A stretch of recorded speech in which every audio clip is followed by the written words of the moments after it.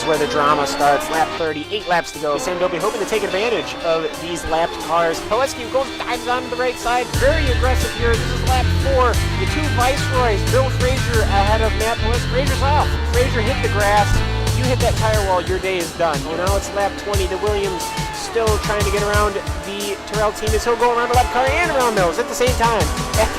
At the same time, he's got the inside corner. Will he ride the curb? Yes, he will. He will get him on the inside.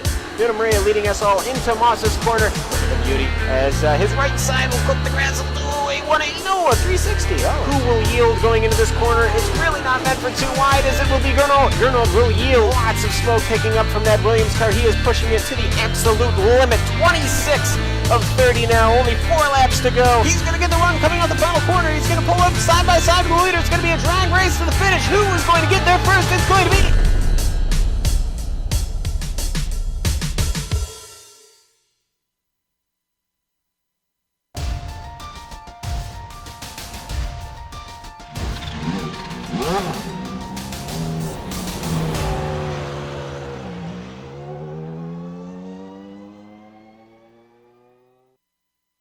When the season winds down, every point counts. So for Aloma to strike back by extending his lead last week, it could cause the next couple rounds to be crunch time for Wood. Versatility certainly seems to be the name of the game, as today's race marks the 8th different country we've visited. The widely ranging characteristics have tested all, and will do so once more as we get ready to watch round 9 of the Lotus 79 Classic Teams Championship. And you'll see it all live here on the Global SimRacing Channel. Hi, I'm Joe Peak, and with me in the booth is Stefan Schlacher. Behind the scenes is our director, the Dr. Amjad Yaman, and he's using cameras provided by Dougie Beard. Steph, the Nürburgring's GP course can be a tricky one in its own right. Obviously, it's not nearly as terrifying as the Nordschleife, but it seems to catch a number of drivers out. Most definitely, Joe, and that's just the low-grip nature that these 5.15 kilometers, 3.2 miles of track possess. Obviously, most known for the Nordschleife, the Nürburgring also has the GP track, which started live, the whole complex started live in 1927. The Grand Prix track itself started live in 1984 with a little bit different of a layout, but still, the fear of the Nürburgring remains even in the Grand Prix track. 16 turns in total, and I don't want to talk too much right now about what this car and track combination can do, because we will have to be talking a lot about that throughout this broadcast, as many people will make those mistakes over the curbs and over those bumps. Most notably, we are running here on the BSWC version. That means fast chicane into the Coca-Cola turn, which will be one of the key talking points as well. But to get a much better overview of this track, let's go ahead into the GSRC lap guide.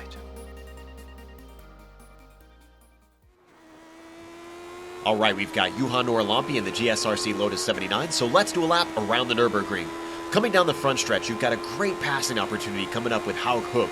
It can be a little tricky though, both because of the kink in the braking zone and the sharpness of the apex, which can cause you to lose sight of where the other car is. There's not much time to think afterwards because we're now into the newer Mercedes arena. These are slow and technical corners, so this will mostly be a single file section of track.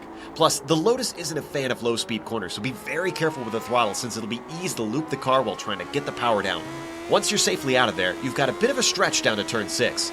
This corner is deceptively fast, and yet you'll want to hug the inside on the exit so that you set yourself up better for the forward curve.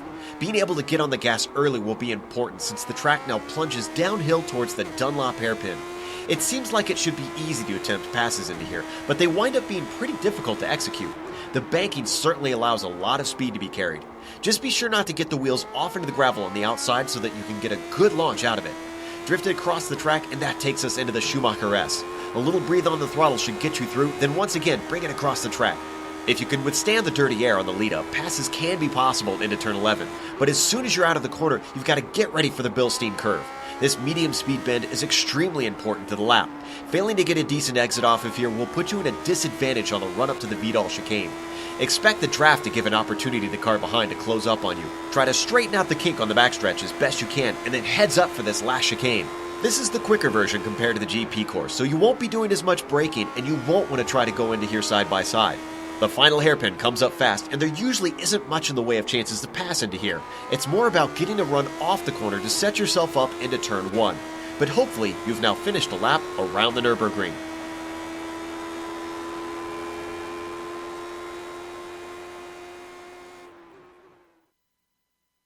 You see the onboard and just how technical this track is around here. A lot of corners packed into this space.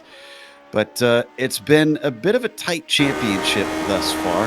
Recently, as I mentioned, stretched apart in the Drivers' Championship. Loma's still only 13 points ahead of Wood. And I said it last week, they've kind of pulled away from Bycroft, so it's pretty much down to these two at the end. Wood's really got to regain a bit, or else it's going to be very hard in the remaining weeks after today.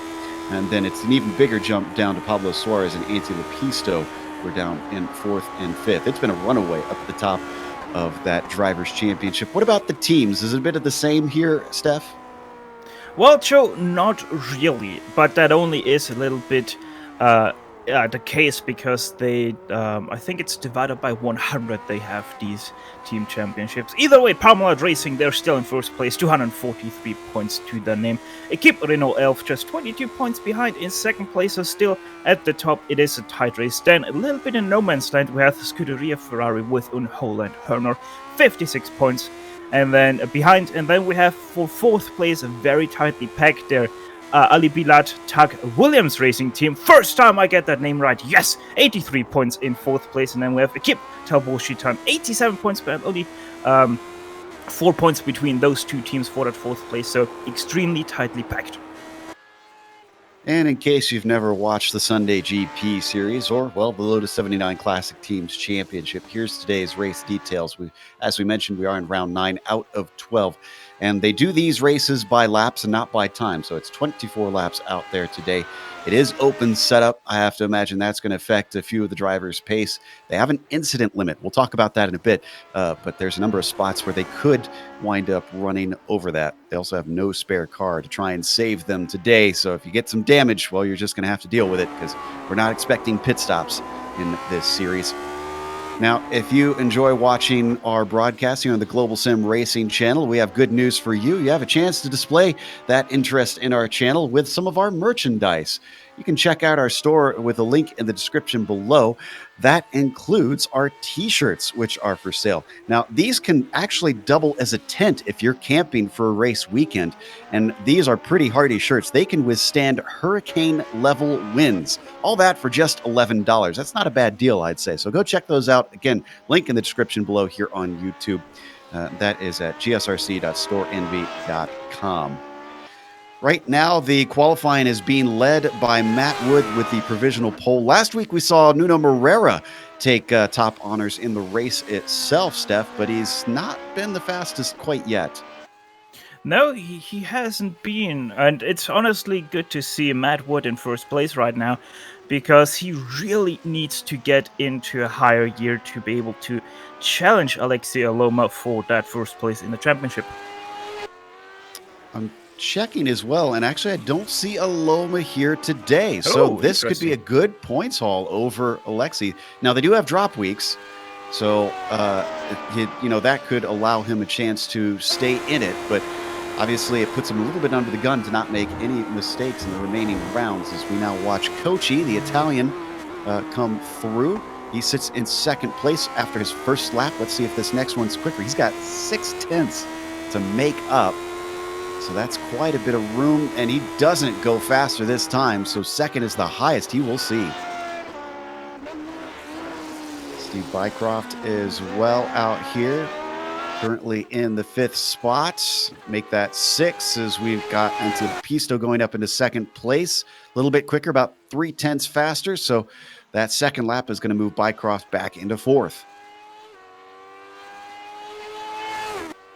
Olenek once again. Loving these vintage cars that he's starting to become known for racing, but only 13th today for the number 6 car. That's a little bit lower than we're used to from him. Yeah, it really is. It seems like he feels more at home in the Lotus 49 than into Lotus 79. Really struggling with the Lotus 79 at times, and it once again shows for Olenek as Julien Fleuret. now over the start-finish line, puts himself into 7th place, about a 10th behind Matt Wood. Gernot Fritzsche, a driver we haven't been talking about as we look at Mick Claridge right now. He is right now sitting in 3rd place, only 2/10 away from Matt Wood, so Gernot Fritzsche seems to be back and seems to also be back stronger than we saw him last week. Claridge's going to be the next one to complete a lap, and his first one was not good. 44.2 puts him 18th, the last of the drivers who've put a time in.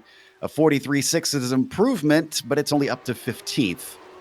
Starting to run out of time for laps, and I'm only seeing Ove Trangerade get out on his first one now, so I don't think he's going to have a time.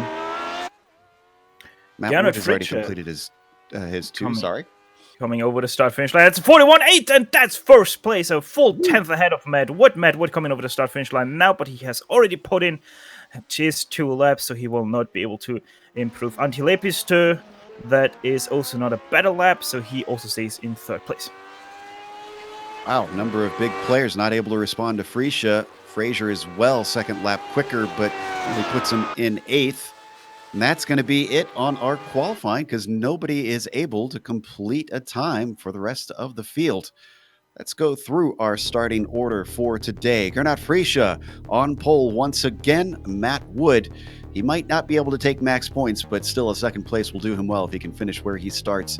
Antti Lepistö, as you mentioned, got himself up into 3rd, was very close to Wood in the qualifying time. Nuno Moreira will be starting in 4th with Steve Bycroft in P5. Nicola Cocci starts 6th, followed by Julien Fleuret, who we watch cross the line and gets 7th. Then it's Adam Fraser in 8th today, followed by David Rofe starting in P9. Kendrick Taylor is going to be rounding out our top 10.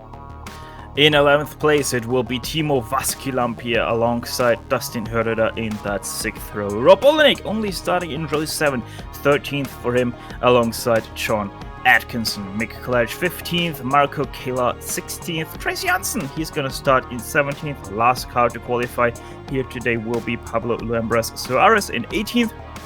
And Ove Trangerade not being able to qualify, he will be sitting 19th and in the 10th row with that in on this starting grid.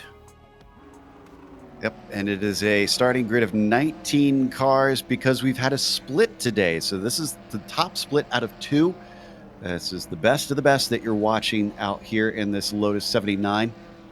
This strength of field race is sure to give them plenty of iRating if you finish high up the order. Bycroft had a throughput. Ooh. Well, that takes away one of our fast drivers. He was going to be starting in 5th, but it's going to be hard for him to get back in time and try and get a decent result. He'll basically just be cruising around from here on if he does return. You see the field gridding up. We're just waiting on about 4 more drivers, and then we'll get going. Now, of course, we won't get Bycroft. Joe, there's one thing we have to talk about here for the start, and that is actually not turn 1, it's actually turn 3, the left-hander, the infield of the Mercedes Arena. That mostly does the most damage to the field because it tightens majorly up into that left-right complex, and especially in these white Lotus 79s, we might see a little bit of wheel banging and door nudging. Well, the engines are starting to rev, the lights are up. Green flag is out. Who gets a good start? Who doesn't? Fritzsche looks pretty good, but a little bit of a challenge for 2nd place as Lepistö pulls up to the side of Wood. They all come down into the wide Haug hook, the first hairpin. So far, so good. Everybody taking it nicely, but now they head into that tricky Mercedes Arena. Yeah, first the 2nd turn left-hander, and now we get into that 3rd turn. There's a little bit of an attack in the backfield. So far so good. Oh, nearly someone running into the back of someone else, but still a very tightly packed this field. Glad to see everyone's going to get through clean. The speeds start to pick up through some of the faster, older sections here at the Nürburgring's GP course, but Gernot Fritzsche picking up more speed than anybody as he pulls away from Antti Lepistö, who does get into 2nd over Matt Wood. That was a good start for him. Behind them, Nuno Moreira, also a bit of a threat. It's been a bit of a throwback to this series with Fritzsche and Moreira being able to fight one another last round. So are they going to get round 2? Down through the Schumacher S into Michelin. Already the lap nearly done for the first time around. And it's the quicker version of this chicane here in the WEC layout. So not as much braking up here into this chicane, Steph. Yeah, no, mostly you only shift once down, there we go. Brake about the 50-meter board and then just gun it through that one. Matt Wood actually running onto that very high curb on the outside, and that will be the main talking point about that chicane, because if you take that little bit too much speed through that right-hander, the second part of that chicane, you're gonna run on that very high curb on the outside and you're gonna serve on it, and serving in this car is not a good idea. Down into the first corner yet again. Lepisto a little bit safe from Wood, but the gap back from 4th down to 5th place is awful tight. We got a train going here from Lepisto down to Wood, down to Moreira, and Kochi in there. In fact, you almost say that Adam Frazier is just holding on to the tail of it. Down through Valvoline and into Ford. Track dropping in elevation all the way down until it gets to the Dunlop hairpin, and you can see just how much it falls downwards to this long, more than 180-degree corner, but quite a bit of banking through here. And off the turn, still Gernot Frische not able to be chased down by Anthony Pisto. You talked about going over the curb to the outside. There's also a lot of paved runoff in some places, with this being a modern F1 course. And we talked about a little bit earlier, there's places you can pick up those incident points. Where do you think the biggest worry is on racking those up around here, Steph? Well, we're going through that one right now, that right-hander that they are driving through right now. That's the outside, the gravel very close, and you're actually not allowed to touch that. If you touch it, that's your off track. And you can do that quite easily, especially in your touring cars. Not as much in these cars, because the curb on the outside is quite high. But, yeah, Ascalampis had a problem, it looks like. And this, where did this happen, actually? Oh, he made contact with Mick Claridge as they went too wide through the kink, heading up towards the final chicane. Claridge having to take to off track to try and get through, but he still continues on. And of course, Vascalampi comes out the worse for it. I can tell you that Bycroft is back in the session, and he's 2 laps down, but he is running. Yeah, trying to minimize that iRacing loss for sure. And yeah, the thing with Mick Claridge, as we see it once again, I don't know. Yes, Vascalampi was a little bit slow, but I don't think that really was a gap worth going for Bycroft. Oh, Kendrick Taylor! Oh, that's a tip, and that's nearly a spin for Todd Atkinson.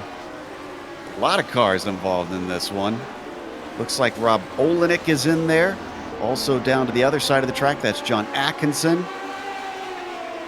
Do we have another aggressive move? No, there was a mistake. Kendrick Taylor off track, and as he comes back on, unfortunately, others a little bit blind as to where he'll re-enter. Olenek and Atkinson, the victims. Yeah, if we have an onboard from Taylor, you can actually see that he's trying to fight that car to stay on the left side and not go back onto the track. But yeah, nowhere of avoiding John Atkinson there. And then Rob Olenek, that's a mistake pretty much of his own, just overbrakes it right behind that wreck, spins into the barrier, and that is him down to quite far. E3 is getting very close. Matt Wood and Nuno Moreira fighting for that one. Nuno took a look into Coca-Cola, but it didn't pay off.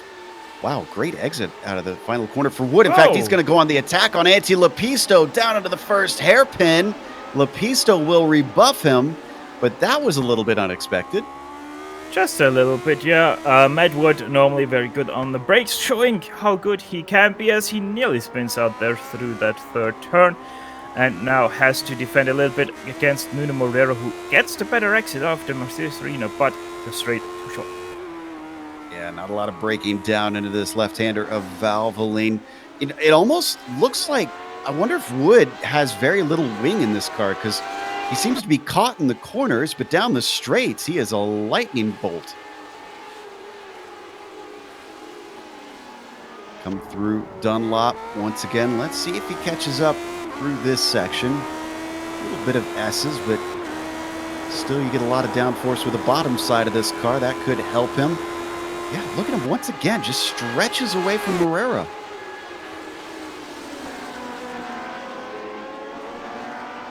Again, this is for second, third, and fourth that we're watching, with Lepisto at the front of them. Nicola Cocci's caught up a little bit with the fighting that they had at the start of this lap, but now that they've spread apart, we'll see if the Italian can keep with them. They slow up for the last chicane once more.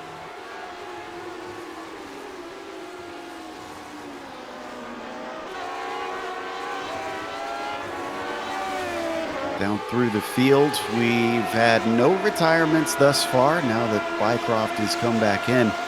But it's also looking like it is spreading apart a little bit throughout the field. A little closing in from Wood once again down into the first chicane. He likes that front stretch. But it looks like everybody's starting to settle into their own race. There's a long ways to go, and as difficult as this track is, I'm sure they won't mind.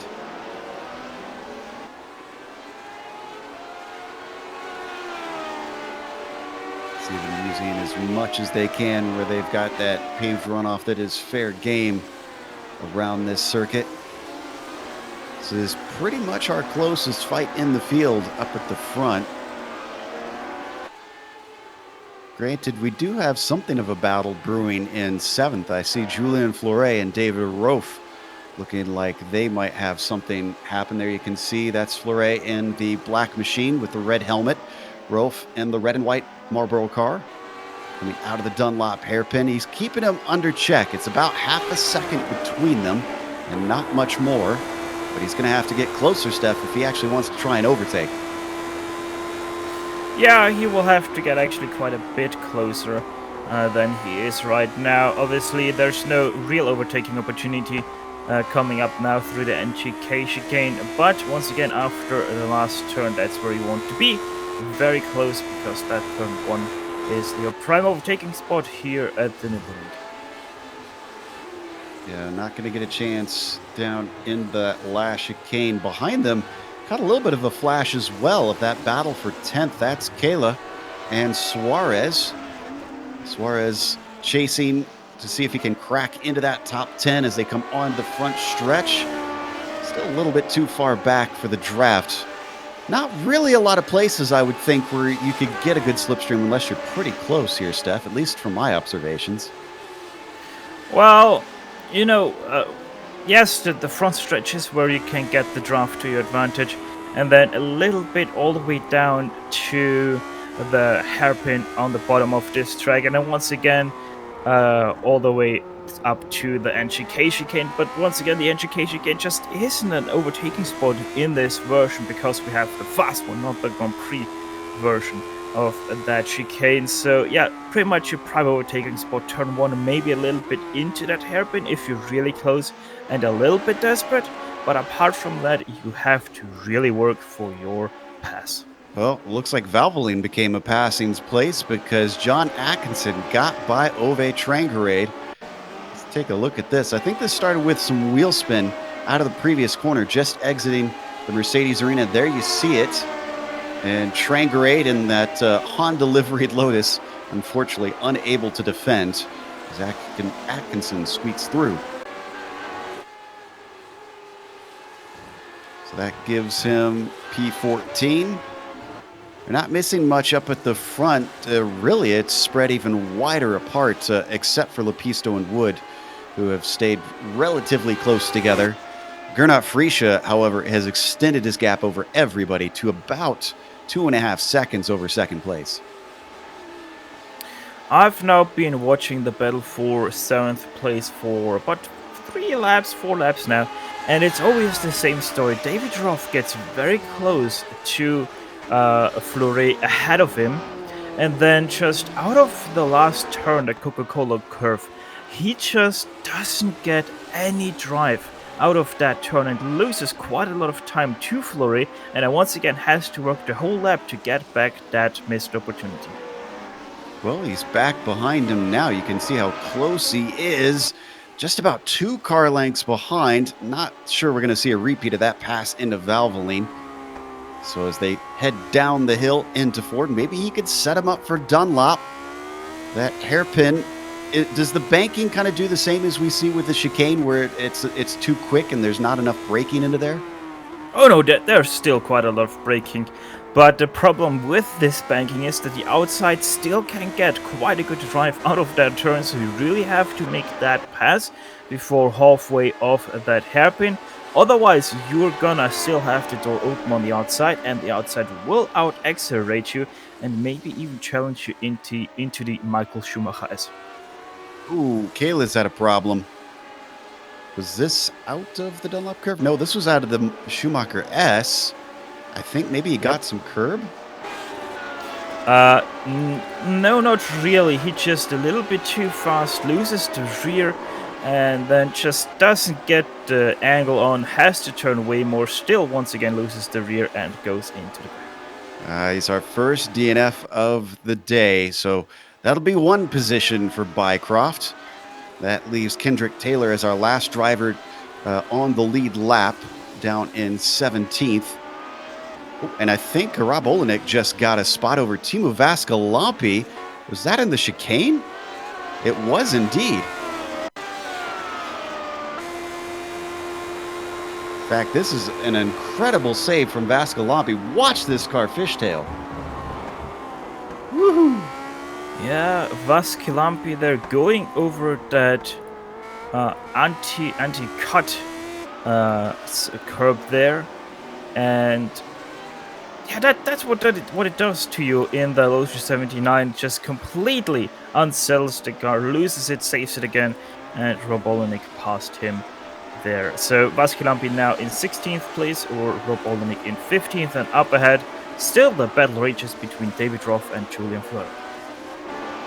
Before we check on that, let's take a poke at the leaders, because even though it hasn't changed with Freesia, Lepisto's pulled away from Wood now. It was only half a second between them, and something must have happened, a mistake, or maybe just Antti turned the afterburners on, but that number 3 car has left him in the dust. Let's see, coming around the final corner. This seems to be the spot where Wood has been quickest down the front stretch. Let's see if he gains a little bit here. It's 1.1 seconds out of the corner. Down the straight. Is he going to reel him back in? Oh, it's down to 0.8 of a second. Yes, indeed. Yeah, the straight line speed of Wood today is magnificent.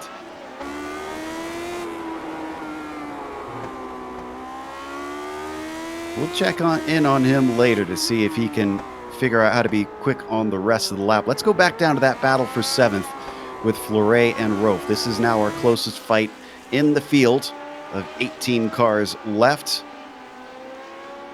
Rofe, having started this one in 9th, he's gained 1 position. Fleuret is actually where he started. There hasn't been much in the way of shifting around with the top spots, to be honest. If anything, our biggest mover has been Pablo Suarez from 18th to 10th.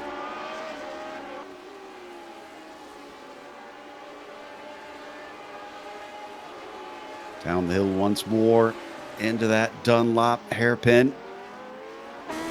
Both of them swing it around nice and smoothly, and then towards the Schumacher S. Curious what they called that section before Schumacher started racing in the early 90s.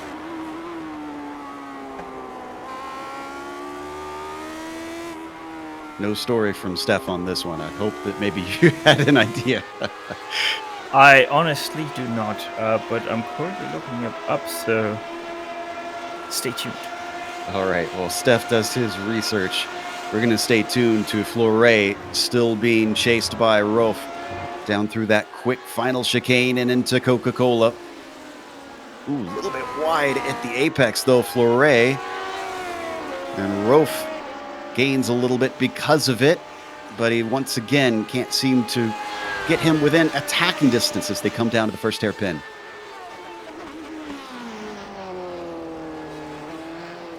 A little bit behind them down in 15th, Olenek, though he's gotten by Vascalampi. Both of these drivers were out of place. Oh, and Dustin Hiroda with an issue. What happened here? Looks like the first hairpin got him. Let's watch from on board. I think he's going to have a bit of a spin. Oh, wow. Yeah, you could see the car break loose as soon as that car steered in. Yeah, just a little bit of too much rear brake there, and the car goes around. Now, I have the answer. It was first the Shell Kurve, and then it was the Audi S for just 1 year in 2002, and since 2003 it is called the Schumacher S. Schumacher S sounds a lot better than a sponsored one. No offense to Shell or Audi. But Heroder gets going. That unfortunately puts him down in 10th spot.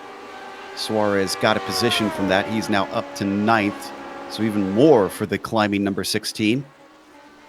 Mick Claridge isn't doing too bad either, having qualified 15th. He's up to 11th.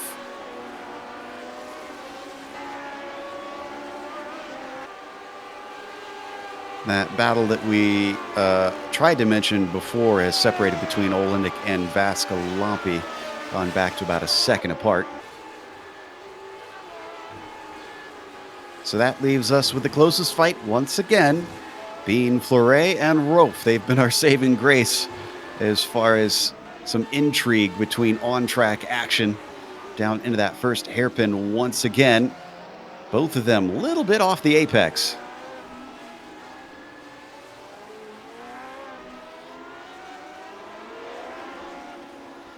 Down through the Mercedes arena once more. And out of it. I always found that addition to this track, that newest addition out here, Steph, to be one of the toughest, which is surprising because it is just basically all that paved runoff around the outside. I feel like I'm always losing time through there when I drive this track. Yeah, it is a weird section, let's just call it that. The long, very long left-hander that opens up and then closes again, and then once again you have that third turn, which is a left-hander into that right-hander. And pretty much everything is off-camber of that left-hander section. Plus you have a little bit of an elevation change there in that. It just makes it all a little bit weird to drive. You never know how to set that car up for that, because most of the other track is fast, and pretty much that's the only slow section that you drive through where you really have to work on your mechanical grip. So most of the time you just set your car up for everything else and the fine adjustments you make so your car is a little bit better through that Mercedes arena. Ooh, speaking of a little bit better, Rolf very much better through the NGK chicane. And finally, he's within distance to get a little bit of slipstream down the front stretch on Fleuret. How aggressive does he want to be to try and attack into the first corner? He starts to fall away, even with the slipstream. And so Julien stays safe and is going to retain that 7th spot. Seems like a lot of wing cranked into the number 17 because that car not looking quick in a straight line. Tucked nice and close through the Mercedes arena, though. Still, it's not going to give him an opportunity.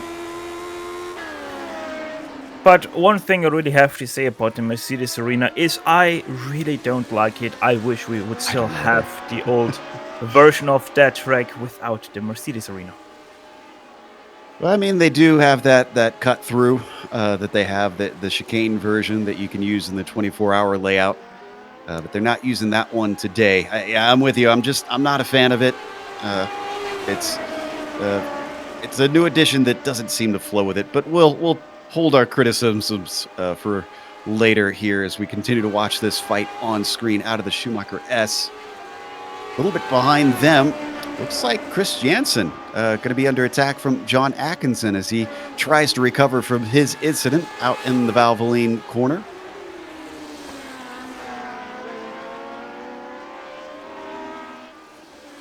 Once again, downhill they go, out towards the kink. A little bit too far back from Atkinson. The Diach driver giving chase on the Scandinavian driver, and he gains a little bit, but the lack of braking denies him the chance to try and overtake through there. Maybe he could set himself up for the last hairpin out of Coca-Cola. Looks for the mechanical grip, getting the power down, and I think he gets it pretty well.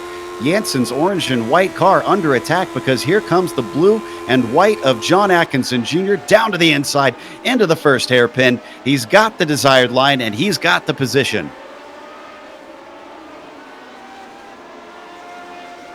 Nicely done by the number 12 to get into 12th spot. Oh! Atkinson with quite the slide there saves it and keeps it going ahead of Chris Jansen there. So that was a rather close call for Atkinson. Interesting to note, even though it's been a climb back forward, Atkinson is above where he started because he started this race in 14th and now up to 12th. That's still an overall 2-place gain. We've only had our 1 DNF thus far, so it's not really by attrition. Kayla is still the only driver we've lost. Bycroft still running at 2 laps down.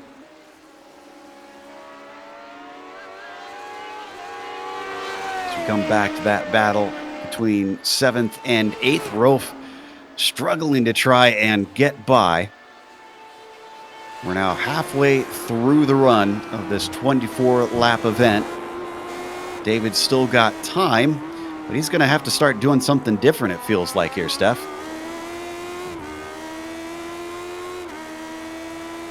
Yeah, all that David really has to do right now is just get that better drive out of the last turn, because he's always losing so much that he can't get that back into the braking zone of turn 1. You can see how much he is gaining in that braking zone.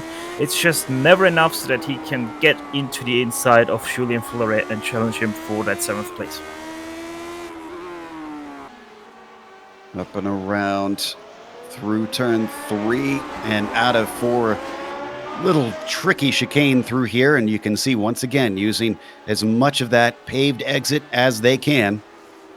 Rolf staying right in the tire tracks, but not able to do much with it at all. Interesting to note that even though it's not that bad of a time for most of North America, I'm not seeing much in the way of American drivers out here today. It is very European-centric in this field. Welcome to Nürburgring.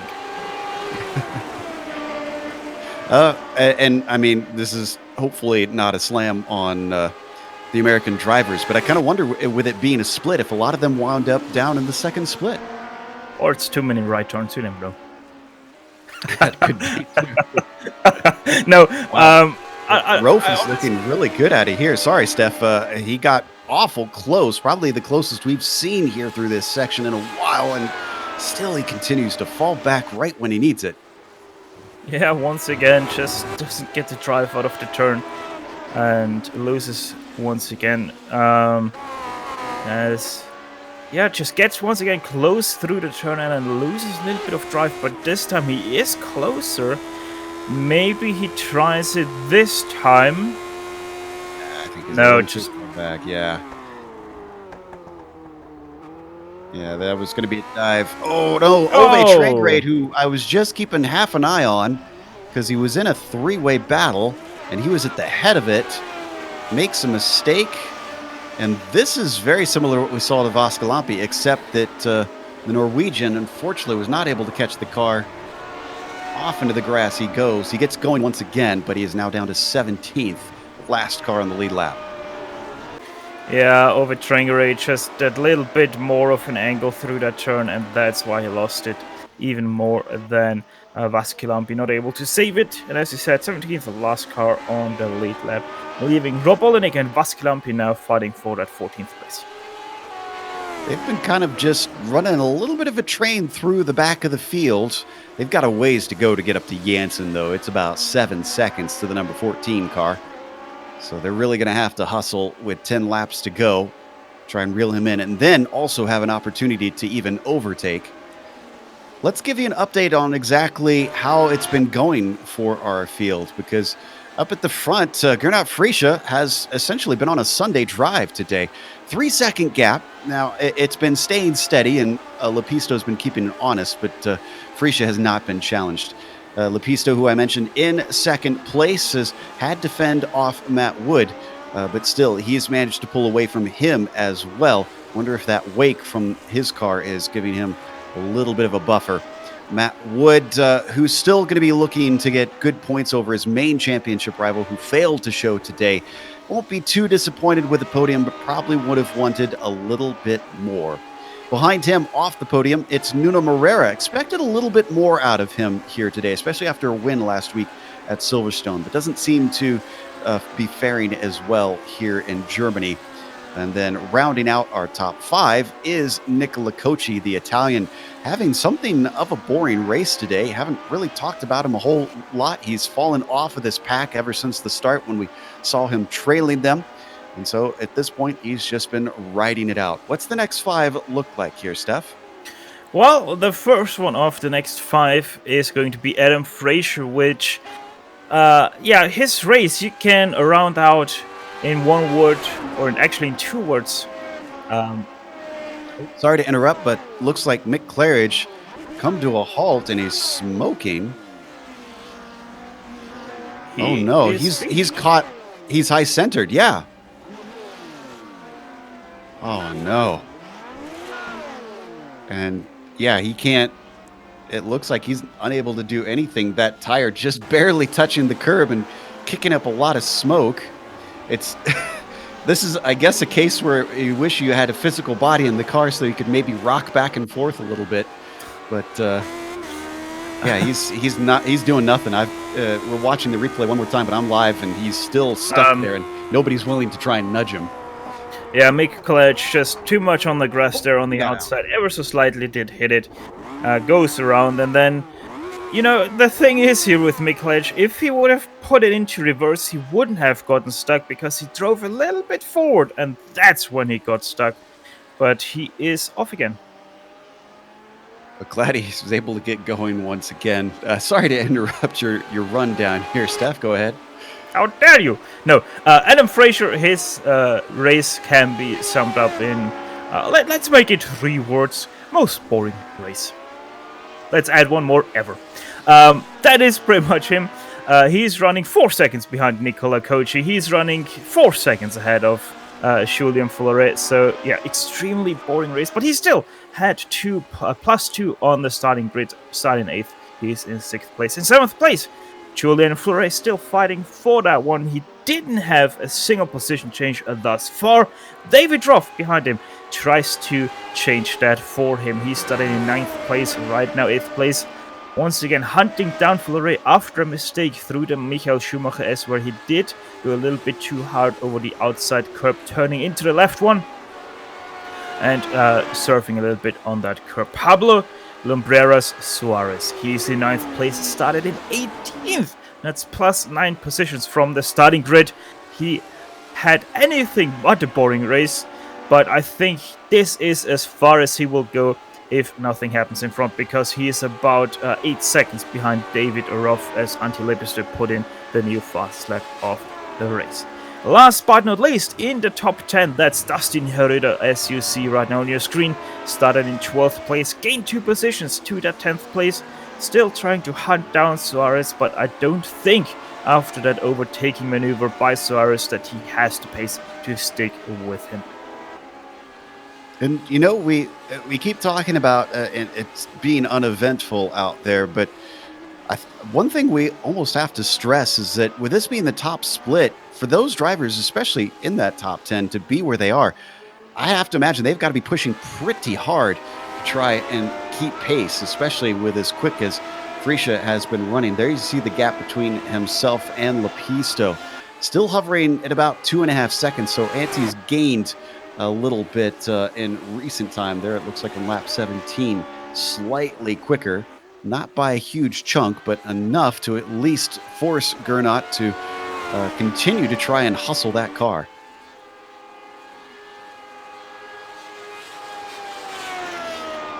Seven more laps to go that he has got to push.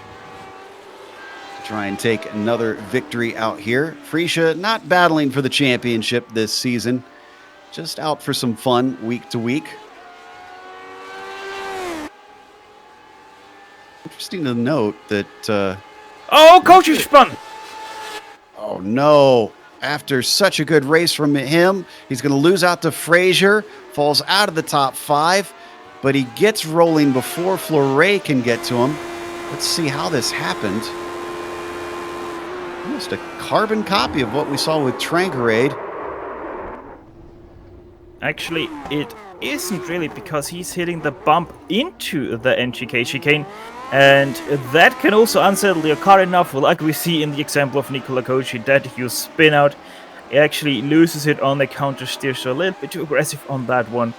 And yeah, now has to charge down Adam Fraser, and I'm not sure how their lap times compare. Actually, they are very similar on pace, Kochi and Fraser. So it might be an interesting fight in those last few laps. I was going to say, I feel like that pays credence to what I was just talking about, that just that one mistake from Kochi, and now it's almost going to be impossible with so few laps for him to try and get back to Fraser and get the spot back, because drivers are having to be almost perfect out there today to try and retain their positions. Looking through the field, in fact, most of our drivers at the back are there because of mistakes today. You think about Rob Olenek down in 13th. He got caught up, well, I guess not necessarily a mistake on his part, but just being involved in the incident that we saw on lap 3. Vascolampi, the same thing. He found himself falling downwards after he made an error. Kendrick Taylor, if anything, has been moving upwards as he's been picking off the spots from those who've been slipping down. Trangrade with a problem in that last chicane, and Mick Claridge with the embarrassment of being stuck on a curb. And Gernot Fritsche, what even is that lap time? A 141.892 in race trip. That's only a couple of hundredths slower than his qualifying lap of a 141.835. Now, did he actually get the fastest lap, though? Because he's been taking fastest laps, but they've been discounted by iRacing, I believe, because he's been getting off tracks out there. No. And again, they only have 17 before they are disqualified. It showed purple on the broadcast, so yeah, no. That one counted, okay. Yeah.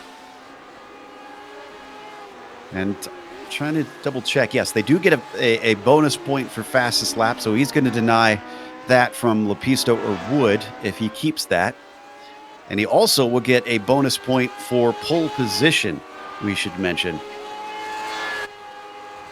So a little bit of frustration, I have to imagine, for Wood, his best opportunity to really gain a ton of points, and unfortunately is going to only get average points for him, with others around him certainly to be looking to be a little bit on fire today. Down to 4 laps to go as we watch that ticker click down. At this point, I honestly would be surprised if Gernot Fritsche doesn't do the perfect race weekend with pole position, fastest lap in the race, led all laps, and also wins the race. Obviously, you can't really win the practice session because, well, 8 minutes just not enough to load in and drive 2 laps. Well, don't they call it that either a Grand Slam or a Grand Chelem? I can never remember what the term is in Formula One. That you lead every session, essentially. Yes, that's the Grand Slam. Yeah. So Gernot may be going for that. Steve Bycroft kind of going for the Dory Award, though, today. Sort of, if you're new to GSRC, it's something that we've sort of made up for the drivers who just keep swimming, as we like to say. They don't really have much to gain. They're just out there for pride. And Bycroft, he's only gained 1 spot after he unfortunately lost the connection just as the drivers were gritting up. Number 4. Credit to him, because at this point I think I may have just given up. I guess maybe he's gaining some safety rating out there today. Thank you for that earworm there, Joe.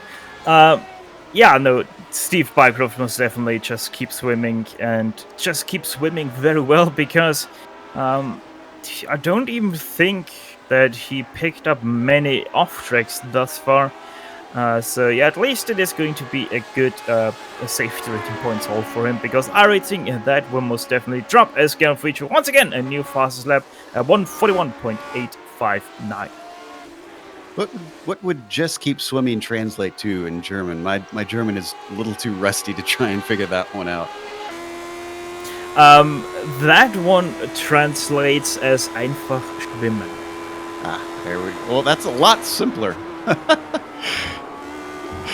Well, technically it wouldn't translate as that, but because you have the mouth movement of Dory, you have to make something up that has the same mouth movement as... Yeah. That's true. Let's go back to David Rofe. He got awful close down through the first hairpin to Fleuret this time. In fact, he was less than a car length back, nearly touching that gearbox through that first corner.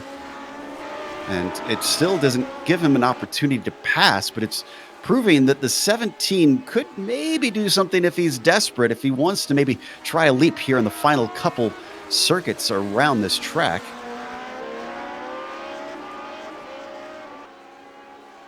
And he's got no worries about what's behind.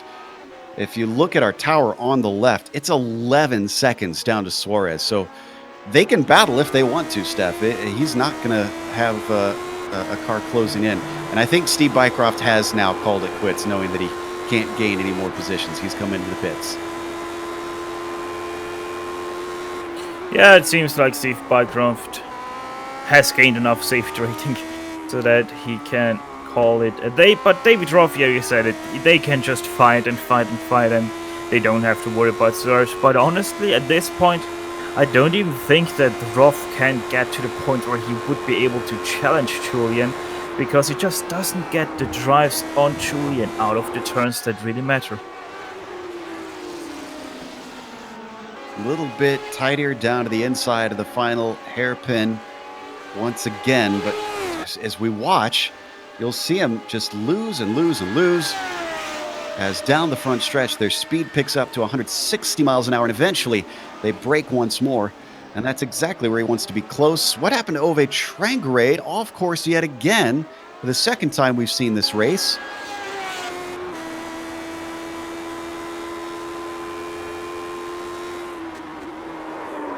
Oh, and meanwhile that is going on, John Atkinson just overtook Dustin Herrera.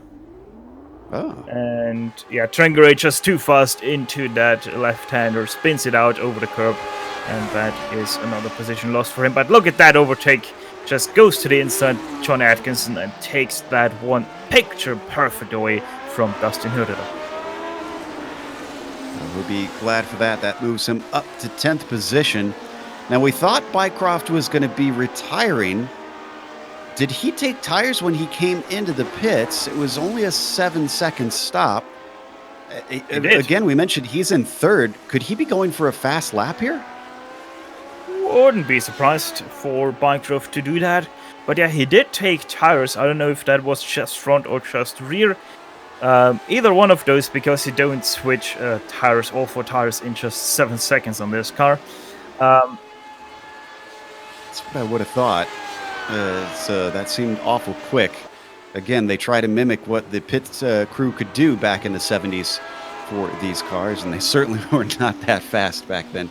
As we take a glance once again at 7th here on the white flag lap, onto the front stretch, the frustrated Rolf is not getting a sniff at this yet again, unless he sends it way up the inside here. And yeah, that's not going to happen between those two. He's going to have to hope for a mistake on this final lap to take this 7th spot away from Fleuret. Well, Joe, I don't think that iRacing actually tries to mimic pit stops of the 70s here on the Lotus 79, because 7 seconds would even be fast for just one tire. Because pit stops in the 70s were so rare that you did a quick pit stop if it was faster than 1.5 minutes. Freesia continuing on down the back stretch, looking to take a nice victory on this Sunday afternoon for him. The number 1 car looking like he is going to finish in P1 as he weaves through the final chicane. No problems for him through there. and out of Coca-Cola. Victory for Gernot Frische, taking one over on Nuno Moreira this week. Lepisto follows him home in second. Matt Wood, only third for him today. Moreira going to be off the podium. Well behind Matt Wood, we should point out. 13 seconds. He was just spanked out there. Had no pace compared to the leaders. Fraser was caught by Kochi, but he wasn't passed by him. So Fraser takes fifth. And Fleuret, who comes across the line a mere 0.3 of a second ahead of Rofe. Credit to Julian. That is a lot of pressure that he dealt with all race long, and not nary a mistake that we saw. Looks like Suarez is going to beat John Atkinson by a very small margin as well. 0.3 between them. After taking Hiroder, Atkinson was looking for one more but ran out of track. So last car on the lead lap is going to be Kendrick Taylor as everybody else comes across the line one by one. That's going to take us to a quick break here on the Global Sim Racing channel. We'll come back with the official results as well as driver interviews. Stick around because on screen you're going to see all the upcoming races here on the GSRC.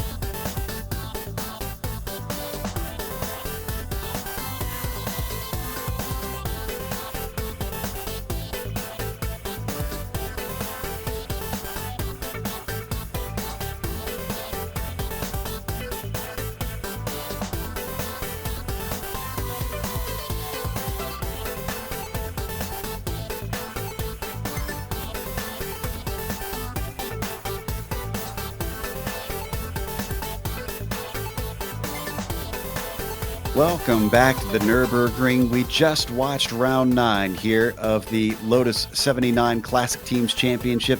It's the Sunday Grand Prix series, and it was won by Gernot Frische today. Antti Lepisto followed him home, and while he had a challenge early in the race, Antti responded and was not really under threat after the first few laps. Matt Wood fell back and just didn't have enough to keep up with the Finn. Wood rounded out our podium with Nuno Moreira well behind them at the end, 20 seconds behind the leader with a 4th place. Adam Fraser taking a top 5 after he capitalized on the mistake from Nicola Kochi, who falls to 6 where he started this race. Julian Fleuret, nerves of steel, started 7th, finished 7th, and all race long his mirrors were filled with David Rofe, who finished 8th behind him. Pablo Suarez with a 9th, gaining from 18th on the grid. And John Atkinson Jr., despite being caught up in a bit of an accident on lap 3, wound up in 10th. Dustin Hurrieder finishes in 11th place after starting in 12th place. Chris Jansen, quiet race for him. Started in 17th, he gained 5 positions to finish in 12th place. Rob Olenek, he doesn't gain a single position, started in 13th, finishes in 13th, nearly a full minute behind your winner of Gernot Frische. Timo Vaskilampi finishes in 14th place. Kendrick Taylor, the last car on the lead lap, finishes in 15th place. Over Trenggerate, First one lap down alongside Mickey College in 16th and 17th. Only 2 DNFs this race here today, as Steve Bycroft finishes 3 laps down. Actually, he did finish, never mind. And Marco Kayla, the only retirement here today, 18 laps down in 19th.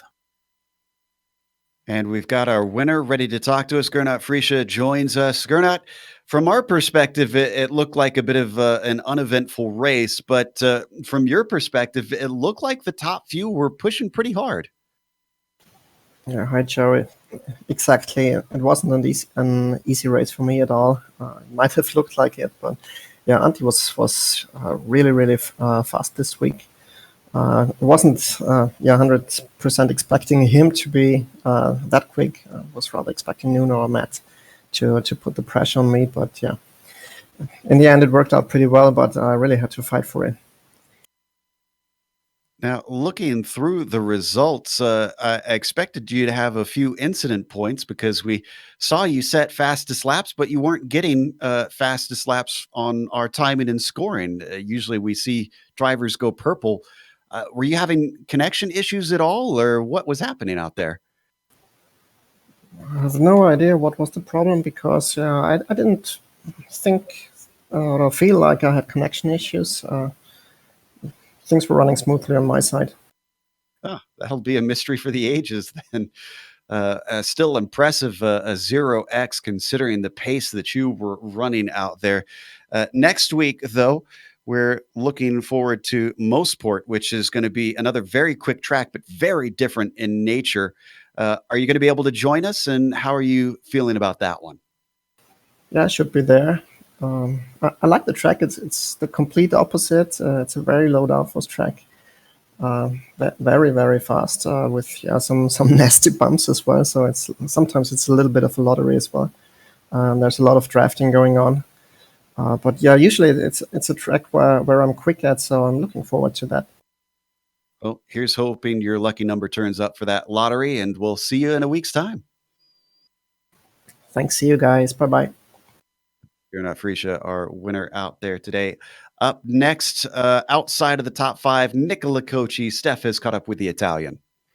Yeah, Nicola, we just talked to Gernot Friesche. He said it wasn't really a quiet race for him, or rather, it was a quiet race, but a rather stressful one. How was it for you out there running mostly alone this race?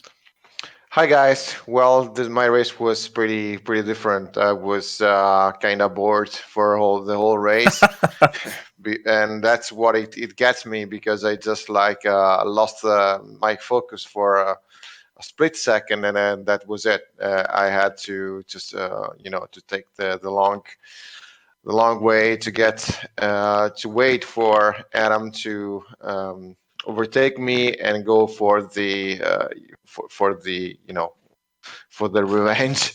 But there were just only too few laps I was gaining, but that way I'm a lot more focused. So maybe my next for the future races, my opponents just like may adopt the strategy to let me alone, and I will just die by myself. Well, Nicola, let's forget the Nürburgring then and go ahead to Mosport, which is the next round. How are you looking and preparing forward for that one? Well, that's the preparation lately for me is a pretty tricky thing because when I had like my old job, I had a lot